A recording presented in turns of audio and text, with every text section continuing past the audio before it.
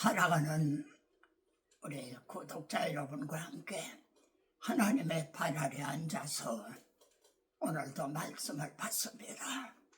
오늘 다룰 주제는 본질과 예배의식, 본질과 예배의식 이러한 주제로 말씀을 드리겠습니다. 여러분은 혹시 우리가 드리는 예배를 하나님이 받으시는가, 받지 아니하실 것인가, 이런 고민을 해보신 적이 있으십니까? 성경에는 분명 아벨과 아벨의 제물은 받으셨지만 가인과 가인의 제물은 받지 않으셨다. 뿐만 아니라 이사야서에도 보면은 너희들의 무수한 제물이 내게 무슨 유익하겠느냐, 내 마당만 발벗으니라, 내가 하나도 받지 아니하리라. 말라기서에서는 차라리 성전문을 닫을 자가 있으면 좋겠도다, 이렇게 말씀합니다. 이것이 옛날 구약교회만의 문제이겠습니까? 왜 구약교회가 멸망을 당했나요? 아마 우상숭배를 했기 때문이다, 이렇게 말할 겁니다. 그건 맞는 말이면서도 좀 부족한 말입니다.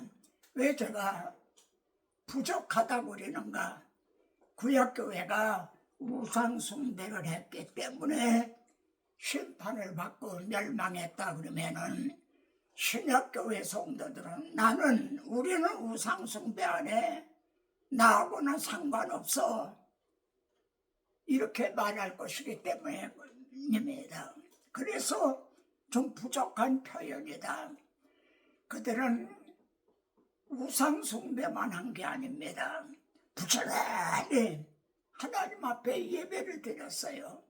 제물을 드렸습니다. 시편 50편에 보면 내가 너희들의 제물에 대해서는 책망하지 아니하노라. 왜냐하면 너의 본제가 항상 내 앞에 있음이라, 이렇게 말씀합니다. 그러면은 우상숭배를 했다는 것이 오늘 우리들에게는 어떻게 적용이 되나요? 다시 말하면 구약교회는 하나님 앞에 상번제, 또 대속죄일에 속죄제물, 화목제물 이런 것도 드리고 하나님 앞에 예배도 드리고 또 우상도 산당에 가서 말입니다, 우상숭배도 하고 그랬다는 겁니다. 이 말씀이 오늘 우리들에게는 어떻게 적용이 될까요? 주일이면 예배당에 나가 예배를 드리고 월요일부터 토요일까지는 자기 중심적인 삶, 당신은 우상숭배이란 이런 삶을 살고 있는 건 아닌가? 그러므로 하나님이 정말 우리들의 예배를 받으시는가, 이에 대해서 성경적으로 우리가 살펴보게 됩니다. 자, 하나님은 어떤 분이세요? 영이시니 요한복음 4장에서 하나님은 영이시다. 그래서 예배하는 자가 신령과 진리로 예배할지냐. 하나님은 이렇게 예배하는 자들을 찾으시나니라, 그렇게 말씀합니다. 하나님은 하늘에 계세요. 또 하나님은 영이세요. 근데 우리는 땅에 있어요. 그리고 우리는 육신을 입고 있어요. 그런데 어떻게 우리의 예배가 하나님의 받으시는가? 신령과 진리로 예배할지니라. 여러분, 신령은 성령이라고 말할 수 있습니다. 그러면 진리는 뭡니까? 은혜와 진리는 예수 그리스도로 말미암아 온 것이라는 복음, 십자가 복음 진리. 자, 그러니까 신령은 성령님이다, 진리는 은혜다, 이렇게 말할 수가 있죠.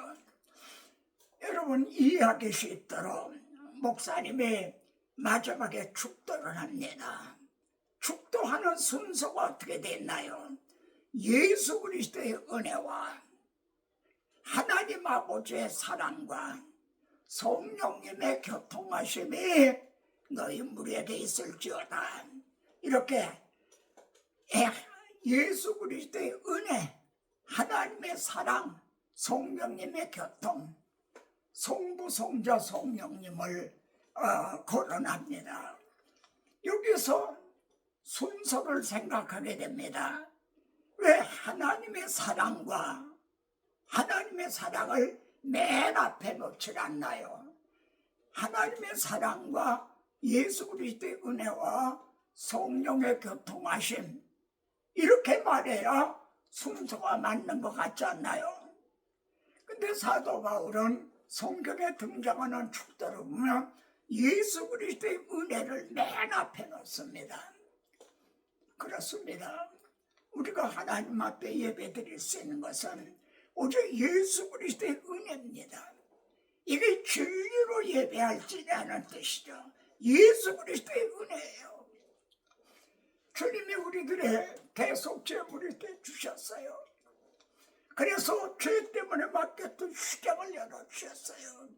그리고 주님이 제1차로 들어가심으로 하나님 앞에 나아가는 길을 개통을 해주셨어요. 오직 예수 그리스도의 은혜, 이게 진리로 예배를 하는 거죠. 그렇게 될 때 이것이 우리가 그렇게 예수 그리스도의 은혜로 예배드릴 수 있었던 것은 하나님이 우리들을 이처럼 사랑하사 독생자를 주셨기 때문에, 그래서 두 번째로 하나님의 사랑을 또称颂을 합니다. 그런데 중요한 것은 성령님의 교통하심이에요. 이것이 신령으로 예배하라는 뜻이죠. 성령의 교통하심. 여러분, 목사님 축도를 여러분 좀 주목해서 보세요. 예? 성령의 충만, 성령 충만, 성령님의 축복, 많은 것을 말한다 하더라도 교통하심을 빼놓으면 안 돼요. 성령님의 교통하심. 우리가 예수 그리스도의 은혜를 힘입고 하나님의 사랑으로 말미암아 예배를 드려도 성령님이 우리와 하나님 사이를 교통을 해준다는 겁니다. 야곱의 환상 가운데 보여주신 대로 사닥다리가 야곱이 누워있는 데서부터 하늘까지 닿고, 우리가 예배드리는 곳에서부터 하나님 보좌 앞에까지 사닥다리가 닿고, 거기서 오르락 내리락 하더라는 거예요. 우리들의 예배는 하나님 앞에 상달이 되고, 그리고 하나님이 우리에게 주시는 은혜는 또 내려오는, 이걸 누가 이해해 주세요? 성령님이. 성령님이 이렇게 교통하게 해주신다는 겁니다. 그래서 기도도 성령 안에서 무시로 기도하라, 성령 안에서 기도하라, 이렇게 말씀하죠. 찬양도 신령한 노래로 서로 화답하며, 말하자면 성령으로 찬양하라는 거죠. 찬양하라 내 영혼아 하는 성령으로 찬양한다. 또 설교도 뭡니까?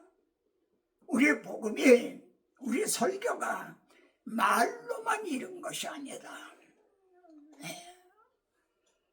능력과 성령과 확신으로 너에게 임했다. 이렇게 말씀하죠. 말로만 설교가 말로만 이르게 된다면 소리나는 구리와 울리는 괭가리 같이 되고 마는 거죠. 말씀과 함께 성령의 나타나심과 능력으로 역사하신다. 여러분은 아마 이런 복음성을 아실 겁니다. 교회가 교회되게 하소서. 어떻게 되면 교회가 교회 될까요? 신령과 진령으로 예배를 드릴 때 예수 그리스도가 교회의 머리가 되셔서 예수 그리스도가 다스리신다. 그럴 때 교회가 교회되게 하시고 우리들의 예배가 예배되게 하소서. 신령과 진정으로 드리는, 그러면 거기에 우리들의 기도가 또 기도되게 하소서. 우리들의 찬양이 찬양되게 하소서. 거기에 중요한 요점이 뭡니까? 설교가 설교되게 하소서. 교회가 교회되게 하소서. 예배가 예배되게 하소서. 설교가 설교되게 하소서. 내가 만일 헛된 것을 버리고 귀한 것을 말한다면 너는 내 입이 될 것이라. 여러분, 대통령의 대변자가 있죠. 예. 또 뭐 어떤 임금님, 네, 또 그런 황실의 대변자도 있어요. 하물며 만왕의 왕 만주의 주 되시는 하나님 아버지 하나님의 말씀을 대언하는 자들을 세움받았다는 게 얼마나 영광스러우며 이게 얼마나 엄중한 책임인가. 사도 바울은 우리 주님은 사도행전 1장 4절에서 너희는 예루살렘을 떠나지 말고 떠나지 말아라. 내게들은 뭐 아버지의 약속하신 것을 기다리라. 여러분, 이걸 풀어서 설명하면 어떤 뜻이 됩니까? 너희만 가서는 소용없다는 거죠. 너희는 예루살렘 떠나지 말아라. 아버지의 약속하신 것을 기다려라. 구약 성경은 약속의 책이에요. 크게 두 가지를 약속하셨어요. 여자의 후손을 아브라함과 다윗의 자손으로 보내주시겠다는 메시아 그리스도를 약속하셨어요. 그 다음에 주님이 다 이루었다. 이루신 후에 그 후에 내가 내 영을 성령을 남종과 여종에게 부어주리니 크게 두 가지 약속을 하셨어요. 너희는 예루살렘을 떠나지 말고 아버지의 약속하신 것을 기다려라. 너희만 가서는 소용없다는 거죠. 뭐 어떤 면에 소용이 없죠? 말씀해 보세요. 너희만 가서는 어떤 면에 소용이 없는가? 교회가 교회되게, 예배가 예배되게, 설교가 설교되게, 그런데 너희만 가서는 소용없다는 거예요. 거기에 성령님이 함께 하셔야 교회가 교회되고 예배가 예배되고 설교가 설교가 된다는 거죠. 근데 오늘날은 이 늙은 종이 안타깝고 답답하고 탄식하는 것은 이 본질, 교회가 교회되게 예배가 예배되게 설교가 설교되게 하는 이 본질은 별로 그렇게 생각을 안 하는 것 같다는 거죠. 그리고 인간적인 인위적인 예배의식, 어떻게 하면 예배의식이 화려하고 장엄하고 또 설교도 사람들이 듣기에 아주 세련되고 멋지게 설교할 수 있을까? 너무나 여기에 많이 관심을 기울이고 있는 것 같다는 거죠. 본질은 망각하고 예배 의식에 너무 치중하고 있는 것 같다는 거죠. 물론 다 그런 건 아닙니다. 어느 시대나 남은 자는 있습니다. 자, 그래서 예루살렘을 떠나지 말고 내가들은 성령을 기다리라. 그러면 왜 너희만 가서는 안 된다는 겁니까? 첫째, 거듭나게 하지를 못한다는 겁니다. 설교가 설교되게 하소서. 만일 성령님, 이제 우리 복음이 내가 전하는 설교가 말로만 이런 것이 아니다. 만일 말로만 이런 것이 되면 그 설교는 거듭나게 하지 못한다는 거죠. 새로 태어나게 하지 못한다는 거죠. 두 번째는요, 새 언약은 내가 영으로 말미암아 마음에 기록을 하리라. 성령께서 새 언약을 마음판에 기록을 해주세요. 이것이 너희만 가서는 이것이 불가능하다는 거죠.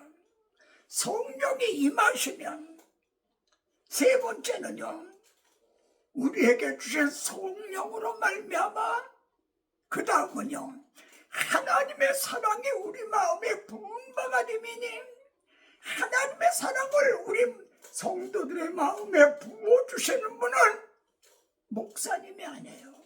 성령님이시라는 거예요. 그러니까 너희만 가서는 안 된다.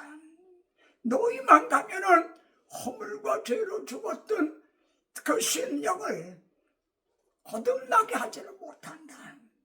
너희만 가서 내가 말로만 해서는 새 언약에 마음의 기록이 되지가 않는다. 너희만 가서는 하나님의 사랑이 마음의 분바가 되지 않는다. 성령으로 거듭난 사람, 첫째, 말씀을 사모하는 거예요. 어린아이가 태어나면 하고 울다가도 젖을 물리면 뚝 꽂혀요. 그러나 죽어 나온 아이라면 사산하죠. 사산. 걔는 젖을 빨지 못해요. 거듭남의 저는 첫 번째 특성이 말씀을 사모한다. 도의 젖을 사모한다. 그때 네 마음이 기록이 돼요. 그럼 환난과 시험과 고난을 당할 때도 성령께서 여기 마음에 기록된 말씀을 통해서 위로하여 주시고 또 그를 새 힘을 얻게 해주시죠. 또 하나님의 사랑이 마음에 부어졌기 때문에 어떤 넉넉히 일이 아니라 다시 한번 사도 바울은 내가 너에게 나가 복음을 전할 때 사람의 지혜로운 말로 하지 않았다. 왜 그랬을까요? 너의 믿음이 사람의 지혜에 있지 아니하고, 그러니까 사람의 지혜로도 교회 프로그램으로도 사람들을 교회에 모을 수는 있다는 거예요. 그러나 그것으로는 거듭나게 하지를 못한다. 마음의 새 언약이 기록되게 하지 못한다. 하나님의 사랑이 마음에 부어지게 하지 못한다. 그건 빈 깡통처럼 되는 거죠. 내가 지혜로운 말로 하지 않냐고, 다만 성령의 나타나심과 능력으로 하여, 성령님 제가 복음을 전할 테니까 성령님 이 말씀과 함께 듣는 자들에게 믿음을 주시고 거듭나게 해주시고 그들에게 하나님의 사랑에 부어지게 하소서. 성령의 나타나심과 능력으로 하여 너의 믿음이 사람의 지혜에 있지 아니하고 하나님의 능력이 있게 하려 하나. 사람의 지혜로도 교회에 모을 수가 있다는 거죠. 사람의 지혜로도 열심을 내게 할 수도 있어요. 사람의 지혜로도 예배 의식을 다 지킬 수 있게 한다는 거죠. 오늘 말씀은 본절과 예배 의식입니다. 이 본절이 알맹인 거죠. 예배 의식은 포장지와 같은 거죠. 구약교회도 예배 의식은 지켰으나 본질을 망각했다. 오늘 현대교회도 이 본질을 망각하고 있는 거 아니냐. 오늘 말씀에 핵심이 여기에 있습니다. 내일 주일 우리가 예배를 드릴 때 기도도 하고 찬송도 하고 또 설교도 하는데 과연 그 설교에 기도에 찬양대 그 찬양에 성령의 교통하심이 함께 하시기를 간절히 기원합니다. 오늘 우리 같이 찬양할 말씀,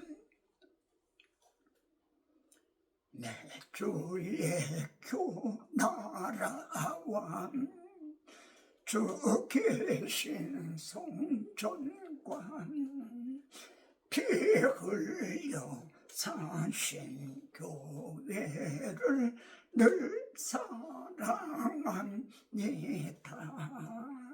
내 주의 교회는 천성과 같아서 눈동자같이 아끼사 늘 보호하시네. 이 교회 위하여 눈물과 기도로 내 생명 다하기까지 늘 봉사합니다. 성도의 교제와 교회의 생활과 구주와 맺은 언약을 늘 좋아합니다. 하늘의 영광과 베푸신 축복이 진리와 함께 영원히 시온에 넘치네.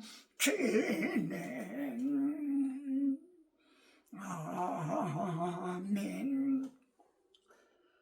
주 예수 그리스도의 은혜와 하나님 아버지의 말로 다 할 수 없는 사랑하심과 성령님의 교통하심이 이제부터 영원토록 함께 계실지어다.